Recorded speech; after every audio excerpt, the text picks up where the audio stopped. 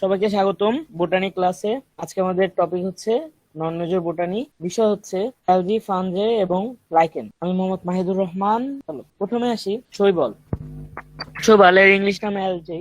এটার প্রশ্ন বিশ্লেষণে প্রথমে আছে শৈবালের আধুনিক শ্রেণীবিন্যাসের ভিত্তি সমূহ লেখো। এটা 19 সালের বোর্ড পরীক্ষা আসে। তারপর আছে হলো এফি ফ্রিটস এর অনুসারে উদাহরণ ও বৈশিষ্ট্য সহ শৈবালের শ্রেণীবিন্যাস করো, ঢাকা কলেজ। শৈবাল ও ছত্রাকের মধ্যে পার্থক্য লিখো, ঢাকা কলেজ। এবং শৈবালের শ্রেণীবিন্যাসের ভিত্তি, ঢাকা কলেজ। সবই ঢাকা কলেজে চলে আসে। আচ্ছা, এরপরে আসি শৈবাল। শৈবাল কি? শৈবাল গ্রিক শব্দ অ্যালজিয়ার সিউইড বা ফাইকোস এবং লোগোস অর্থ স্টাডি, এই দুইটা মিলে গঠিত হয়, যাকে অ্যালগোলজি বা ফাইকোলজিও বলা হয়। এর বৈশিষ্ট্য, শৈবালের বৈশিষ্ট্য বলতে গেলে বলা যায় এরা সমাঙ্গদেহী, ক্লোরোফিল যুক্ত, এককোষী বা বহুকোষী।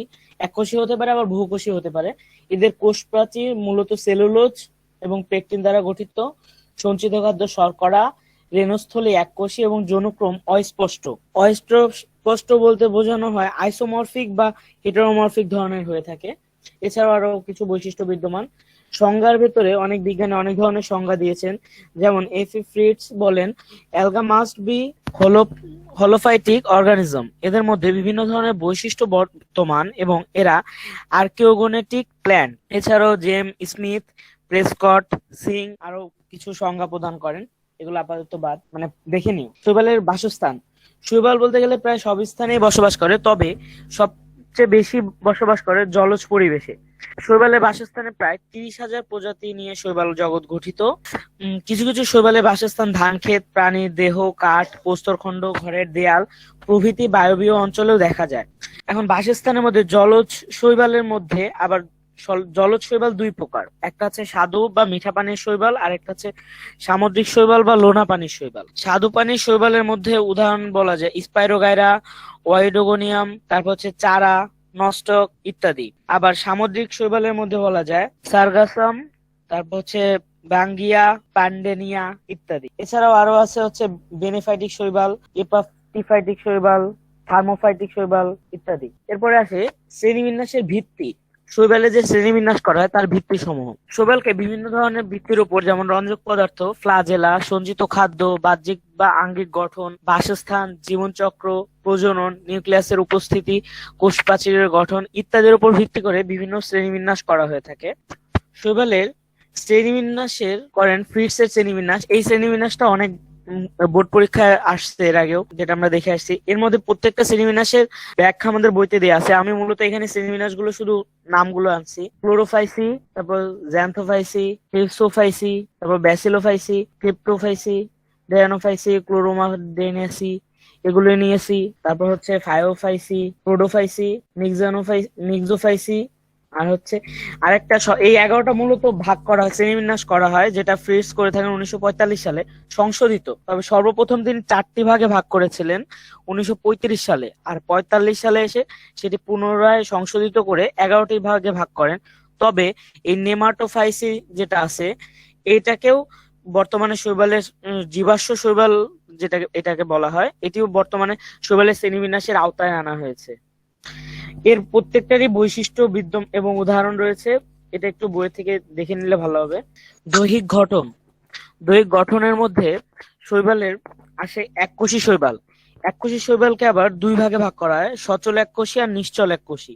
এই নিশ্চল এককোষীকেও আবার আরো দুই ভাগে ভাগ করা হয়, আবৃত নিশ্চল এককোষী এবং অনাবৃত নিশ্চল এককোষী শৈবাল। এরপরে আসে কলোনিয়াল শৈবাল। কলোনিয়াল শৈবাল হচ্ছে এরা বহুকোষী শৈবাল। এরা একাধিক কোষ একত্রে দলবদ্ধভাবে বসবাস করে। এদের আবার বিভিন্ন প্রকার হতে পারে, যেমন সচল অনাবৃত, সচল আবৃত, নিশ্চল অনাবৃত, নিশ্চল আবৃত, ডেনড্রয়েড কলোনি বা বৃক্ষ সদৃশ। এরপর আসে পামেলা আকৃতি। বহুকোষী শৈবাল। বহুকোষী শৈবাল আবার 3 প্রকারে দেখা যায়, সূত্রাকার, শাখান্বিত এবং বেল্টাকার।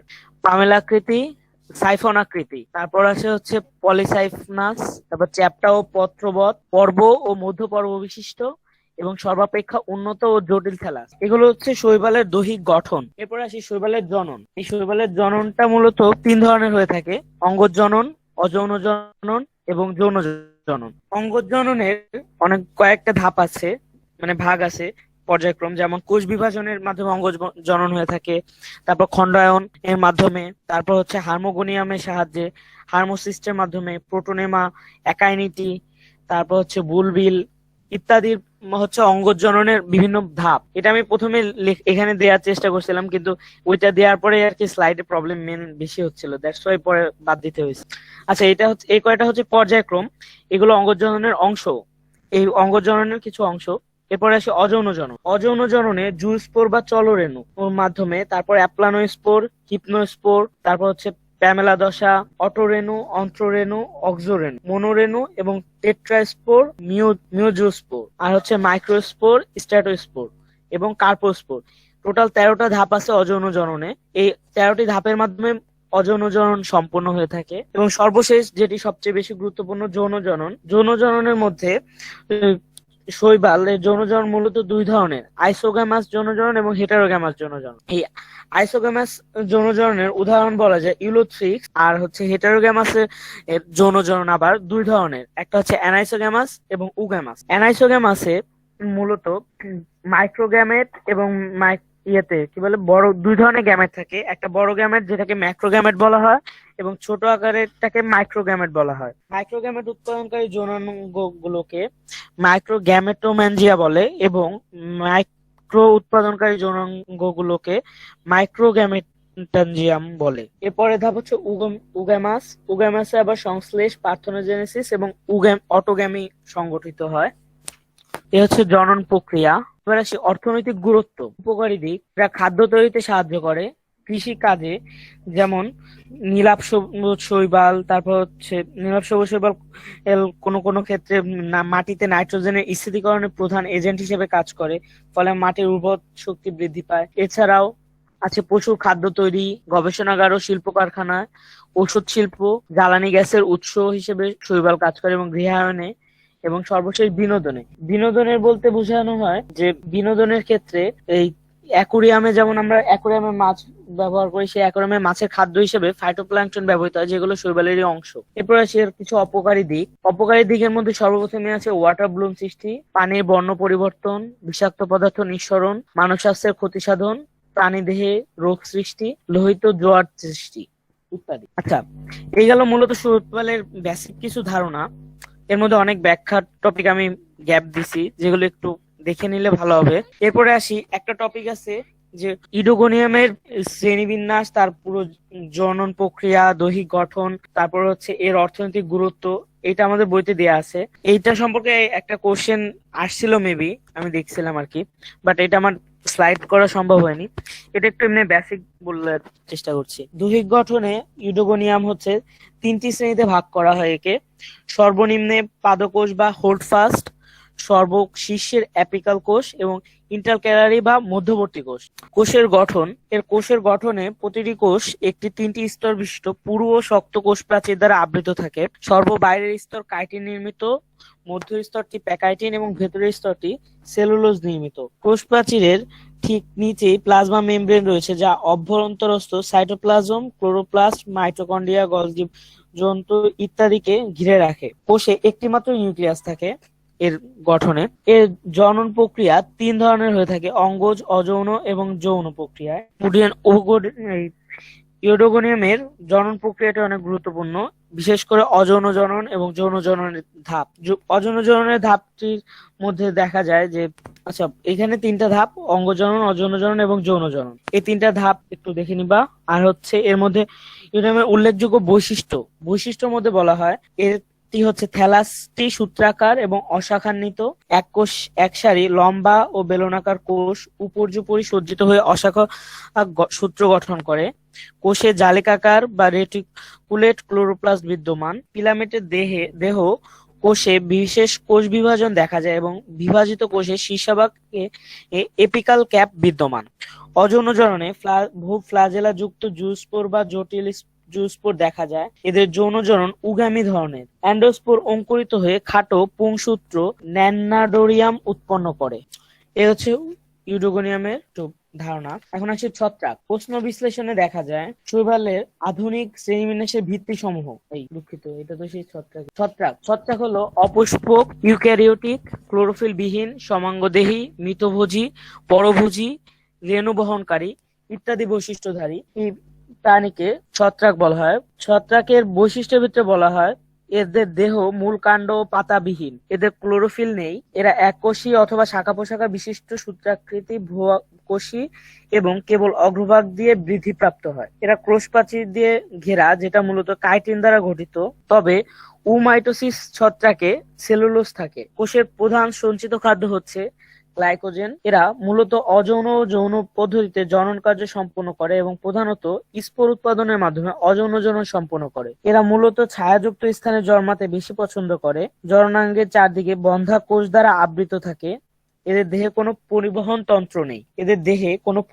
তন্ত্র নেই। জীবনচক্র সরল অথবা জটিল দুই ধরনের বিদ্যমান হতে পারে, অর্থাৎ বিশেষ ধরনের হ্যাপ্লয়েড বা ডিপ্লয়েড যৌনক্রম এদের মধ্যে দেখা যায়। এরপর আসি ছত্রাকের আবাস বা বাসস্থান। ছত্রাক পৃথিবীতে বলতে গেলে প্রায় এমন কোনো স্থান নেই যেখানে জৈব দ্রব্যের উপস্থিতি রয়েছে অথচ সেখানে ছত্রাকের কোনো বসবাস নেই। ছত্রাকের বসতি বিশ্বব্যাপী ও সর্বজনীন। মাটি, পানি, বায়ু, অন্তরীক্ষে এমনকি জীবিত ও মৃত প্রাণী সহ প্রায় সর্ব অবস্থায় এবং সকল ক্ষেত্রে ছত্রাকের বসবাস দেখা যায়।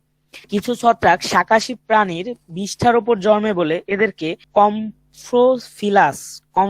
কম্প্রোফিলাস ছত্রাক বলা হয়। এরপর আসি ছত্রাকের দৈহিক গঠন। ছত্রাকের গঠনে দুই ধরনের গঠন দেখা যায়, একটা হচ্ছে দৈহিক আর একটা হচ্ছে কোষের গঠন। দৈহিক গঠনের মধ্যে ছত্রাকের দেহ সমাঙ্গ বা থ্যালাস প্রকৃতির। এদের সম্পূর্ণ দেহই যৌনন কার্যে অংশগ্রহণ করে, অর্থাৎ এরা হচ্ছে হোলোকার্পিক, যেমন ইস্ট, তারপর হচ্ছে রাইজোপোডিয়াম ইত্যাদি। এদের অধিকাংশ ছত্রাক এ ধরনের থ্যালাসকে মাইসেলিয়াম বলে। মাইসেলিয়াম এক একটি শাখাকে আবার হাইফি বলা হয় এবং পোস্তপ্রাচীর বিহীন মাইসেলিয়ামকে সিনোসাইটিক বলা হয়ে থাকে। ছত্রাকের কোষের গঠনে দেখা যায় কোষ প্রাচীর। আচ্ছা, কথা শোনা যাচ্ছে? হ্যাঁ ভাই, তুমি বলতে থাকো, শোনা যায়। ছত্রাকের কোষের গঠনে দেখা যায় ছত্রাকের কোষ প্রাচীর মূলত কোষ প্রাচীর দ্বারা গঠিত। এর মধ্যে কোষ প্রাচীর মূলত কাইটিন দ্বারা গঠিত, তবে কোনো কোনো ক্ষেত্রে দেখা যায় মানান, গ্লুকোন, ক্যালোজ, লিগনিন প্রভৃতি দ্বারা গঠিত হয়ে থাকে। এরপরে আসে প্রোটোপ্লাস্ট হচ্ছে ছত্রাকের ছত্রাকের কোষ প্রাচীরের অভ্যন্তরে অবস্থিত জেলিনা দ্রব্য, যেটি প্লাজমা মেমব্রেন, সাইটোপ্লাজম, নিউক্লিয়াসের সহযোগে ছত্রাকের প্রোটোপ্লাস্টে গঠিত হয়। তবে ছত্রাকের কোনো প্লাস্টিড অঙ্গাণু নেই। এরপর আসে প্লাজমা মেমব্রেন পর্দাটি নরম, কোমল, পাতলা ও সজীব। এরপর হচ্ছে প্লাজমা মেমব্রেন ঘেরা বর্ণহীন জেলি সদৃশ পদার্থকে সাইটোপ্লাজম বলা হয়। গ্লাইকোজেন, ভলিউটিন, তৈল প্রভৃতি সঞ্চিত খাদ্য সাইটোপ্লাজমে বিদ্যমান থাকে। এরপর হলো নিউক্লিয়াস। ছত্রাকের সাইটোপ্লাজমে এক বা একাধিক নিউক্লিয়াস বিদ্যমান, যেটি গোলাকার বা উপবৃত্তাকার হতে পারে। ফ্লাজেলাম। ছত্রাকের গ্যামেট বা শুক্রাণুগুলো এক বা একাধিক ধরনের ফ্লাজেলা থাকে। ছত্রাকের ফ্লাজেলাম মূলত দুই ধরনের, একটা হচ্ছে হুইপলাস বা চাবুকের ন্যায় এবং টিনসেল বা হচ্ছে পালকের ন্যায় হয়। ছত্রাকের কঙ্কালতন্ত্র। শাখান্বিত ছত্রাকের মাইসেলিয়ামে বহু সংখ্যক অনুসূত্র দ্বারা গঠিত হয়ে থাকে। অনুসূত্রগুলো টিলা বা শক্ত বোনা জালের মতো মনে হয়, যাকে প্লেকটেনকাইমা বলে। এটি দুই প্রকার, প্রোজেনকাইমা এবং সিডোপ্যারেনকাইমা। প্রোজেনকাইমা হলো ছত্রাকের অনুসূত্রগুলো যখন পাশাপাশি ভাবে বা সমান্তরাল ভাবে জালের মতো মনে হয় তখন তাকে প্রোজেনকাইমা বলা হয়। এটি দেখতে অনেকটা লম্বা প্রকৃতির। এদেরকে প্রোসোপ্লেকটেনকাইমাও বলা হয়। সিউডোপ্যারেনকাইমা হচ্ছে ছত্রাকের অনুসূত্রগুলো বিশেষভাবে যখন জড়াজড়িভাবে দলবদ্ধভাবে বৃত্তাকারের ন্যায় অবস্থান করে তখন তাকে সিউডোপ্যারেনকাইমা বলা হয়। একে প্যারাপ্লেকটেনকাইমাও বলা হয়ে থাকে। এরপর আসে ছত্রাকের শ্রেণীবিন্যাস। এখানে ছত্রাকের শ্রেণীবিন্যাস করেন বিজ্ঞানী অ্যালেক্সোপোলাস। তার নাম অনুসারে এর শ্রেণীবিন্যাসটি করা হয়ে থাকে। তিনি সর্বপ্রথম একে একটি বিভাগ রূপে গণ্য করে বিভাগটির নামকরণ করেন মাইকোটা, যেটি পরবর্তীতে দুইটি উপবিভাগে ভাগ করা হয়। একটি হচ্ছে মিক্সোমাইকোটিনা এবং আরেকটি হচ্ছে ইউমাইকোটিনা। এদের পরবর্তীতে উপবিভাগকে আবার বিভিন্ন ভাবে শ্রেণীকরণ করা হয়, যেমন উপবিভাগ 1 বা মিক্সোমাইকোটিনাকে হচ্ছে মিক্সোমাইসিটস এর দেহকোষ প্রাচীর প্রাচীনবিহীন এবং প্লাজমোডিয়াম দ্বারা গঠিত। এটি দুইটি উপশ্রেণীতে বিভক্ত। এটি মূলত তিনটি উপশ্রেণীতে বিভক্ত। আবার উপবিভাগ 2 ইউমাইকোটিনাকে আবার 9টি শ্রেণীতে ভাগ করা হয়ে থাকে এবং এদেরকে আবার কিছু কিছুতে উপশ্রেণীতেও ভাগ করা হয়ে থাকে। এটা মূলত ছত্রাকের শ্রেণীবিন্যাসের একটি ছক, এটি আমাদের বইতেও দেওয়া রয়েছে। এরপরে আসি, ছত্রাকের জননের ভিত্তিতে ছত্রাককে দুই ভাগে ভাগ করা যায়। একটা হচ্ছে হলোকার্পিক আর একটা হচ্ছে ইউকার্পিক। ছত্রাকের জনন মূলত 3 প্রকার: অঙ্গজনন, অযৌনজনন এবং যৌনজনন। অঙ্গজনন মূলত হয়ে থাকে কয়েকটি প্রক্রিয়ার মাধ্যমে, তার হলো খণ্ডায়ন, দ্বিবিভাজন, মুকুলায়ন, রাইজোমর্ফ এবং স্ক্লেরোসিয়া। অযৌনজনন ঘটে থাকে স্পোর উৎপাদন, হাইফার খণ্ডায়ন, তারপর ব্লাস্টোস্পোর, অঙ্গজ কোষ পরিবর্তন এবং সর্বশেষ যৌনজনন ঘটে প্লাজমোগ্যামি এবং ক্যারিওগ্যামি এবং মায়োসিস এর 3টি পর্যায়ক্রমিক ধাপ সম্পন্ন করার মাধ্যমে। ছত্রাকের অর্থনৈতিক গুরুত্ব: উপকারী দিকের মধ্যে রয়েছে খাদ্য উৎপাদন, কৃষিকাজ, গবেষণাগার ও শিল্প কারখানা, ঔষধ তৈরি, শিল্পক্ষেত্র এবং উপহার উৎপাদনে। অপকারী দিকের মধ্যে রয়েছে প্রাণী দেহে রোগ সৃষ্টি, উদ্ভিদ দেহে রোগ সৃষ্টি, পশু পাখির রোগ সৃষ্টি, মাছের রোগ সৃষ্টি, খাদ্যদ্রব্যের পচন, কাঠের পচন, বিষাক্ত খাদ্য এবং তৈলের গুণাগুণ নষ্ট। এই গেল মূলত হচ্ছে শৈবাল এবং ছত্রাকের বেসিক কিছু ধারণা। এরপরে আসে হচ্ছে লাইকেনটা মূলত কি। লাইকেন মূলত হচ্ছে শৈবাল এবং ছত্রাকের সম্মিলিত একটি সিম্বায়োটিক সহাবস্থানের মাধ্যমে গঠিত একটি কলোনি। লাইকেন মূলত 1803 সালে সুইডিশ ডাক্তার এরিক অ্যাচারিয়াস 3টি শব্দ ব্যবহার করেন লাইকেনের উপর ভিত্তি করে। তা হচ্ছে সোরোডিয়া, ইসিডিয়া এবং সেফালি। বিজ্ঞানী অ্যানে লোরেন স্মিথ তার লেখা পুস্তকে লাইকেন সম্পর্কে পূর্ণ বিবরণ করেন। সর্বপ্রথমে বিজ্ঞানীগণ লাইকেনকে উদ্ভিদের ছত্রাকের গণ্য মধ্যে অন্তর্ভুক্ত বলে মনে করতেন না। পরবর্তীতে লাইকেনের বিভিন্ন বৈশিষ্ট্য এবং গুণাগুণ যখন ছত্রাকের সাথে সাদৃশ্যপূর্ণ হয়, তখন লাইকেনকে ছত্রাকের অন্তর্ভুক্ত করা হয়। লাইকেনের কিছু বৈশিষ্ট্য দেখলে দেখা যায়, লাইকেন একটি শৈবাল এবং ছত্রাক সদস্যের পারস্পরিক সহাবস্থানের ফলে সৃষ্ট স্বতন্ত্র উদ্ভিদ। লাইকেনকে শৈবাল ও ছত্রাকের সম্পর্কে মিথজীবিতাও বলা হয়। এরা বিষম পৃষ্ঠ সমাঙ্গদেহী। এদের থ্যালাস অনিয়মিত আকৃতির এবং বিভিন্ন রঙের হয়ে থাকে, তবে অধিকাংশ লাইকেন মূলত ধূসর রঙের বর্ণ। ছত্রাক মূলত অ্যাসকোমাইটিসিটিস শ্রেণীর হলে ওই সকল লাইকেনকে অ্যাসকোলাইকেন বলে। আবার যেসব লাইকেন ছত্রাক সদস্যগুলো বেসিডিওমাইসিটিস শ্রেণী, তাদেরকে বেসিডিও লাইকেন বলা হয়ে থাকে। লাইকেনের বাহ্যিক গঠন 3 প্রকারের হয়: ক্রাস্টোজ, ফেলিওজ এবং ফ্রুটিকোজ। পৃথিবীর সব পরিবেশে লাইকেন জন্মায়, অর্থাৎ এরা বিশ্বব্যাপী বিস্তৃত হয়। এরা অঙ্গজ, অযৌন ও যৌন পদ্ধতিতে বংশবৃদ্ধি করে থাকে। এছাড়াও আরো কিছু বৈশিষ্ট্য বিদ্যমান লাইকেন এবং ছত্রাকের মিলে। লাইকেনের স্বভাব এবং বাসস্থানের মধ্যে বলা যায়, লাইকেন মূলত জলবায়ু, আর্দ্রতা ও তাপমাত্রা বেশি যেসব অঞ্চলে সেখানে বসবাস করে। তবে সুউচ্চ পর্বতশৃঙ্গ, বরফাবৃত তুন্দ্রা অঞ্চল, মরুভূমি, নিরস পর্বতগাত্র, পৃথিবীর প্রতিকূল পরিবেশ যেখানে সাধারণত কোনো উদ্ভিদ জন্মাতে পারে না, সেখানেও এরা ভালোভাবেই জন্মাতে পারে। আচ্ছা, লাইকেনের শ্রেণীবিন্যাস। লাইকেনকে বিভিন্নভাবে শ্রেণীবিন্যাস করা যায়, যেমন থ্যালাসের শৈবাল কিভাবে বিন্যাস থাকে তার উপর ভিত্তি করে লাইকেনকে 2 ভাগে ভাগ করা হয়: হোমোমেরাস এবং হেটারোমেরাস। এবং আবদ্ধকারী বস্তুর উপর ভিত্তি করে সেক্সোসোলিস এবং কর্টিওসোলিস। আবার শৈবালের প্রকৃতির উপর ভিত্তি করে, যেমন সবুজ শৈবালে বিদ্যমান যাদের তাদের ক্লোরোফাইকোফিলাস এবং সায়ানোফাইকোফিলাস এবং ডায়োফাইকোফিলাস, এই 3 ভাগে ভাগ করা হয়। লাইকেনস্থ ছত্রাকের উপর ভিত্তি করে আবার 2 ভাগে ভাগ করা হয়: অ্যাসকোলাইকেন এবং ব্যাসিডোলাইকেন। আবার বাহ্যিকভাবে এদেরকে 3 ভাগে ভাগ করা হয়। লাইকেনের গঠনে দেখা যায় যে লাইকেনের উপস্থিতিতে ছত্রাকের ফ্রুট বডির প্রকৃতি অনুসারে লাইকেন পাইরোকার্পি ধরনের হয়ে থাকে। লাইকেনের আকার চ্যাপ্টা, ক্ষুদ্র, পাতার ন্যায়, প্রশস্ত কিংবা ফিতা বা দণ্ডের ন্যায় শাখা প্রশাখা বিশিষ্ট হতে পারে। লাইকেন এর উপরিক্ত বাহ্যিক বৈশিষ্ট্যের উপর ভিত্তি করে লাইকেনকে কয়েকটি ভাগে ভাগ করা হয়: ক্রাস্টোসেস লাইকেন, ফলিওজ লাইকেন এবং ফ্রুটিকোজ লাইকেন। এই 3 ভাগে লাইকেনের বাহ্যিক গঠনের উপর ভিত্তি করে ভাগ করা হয়ে থাকে। এর অন্তর্গঠনও বিদ্যমান। আচ্ছা, এরপরে আছে হচ্ছে অ্যাসকোলাইকেন এবং বেসিডিওলাইকেনের পার্থক্য এবং সাদৃশ্য। আর হচ্ছে লাইকেনের অর্থনৈতিক গুরুত্ব।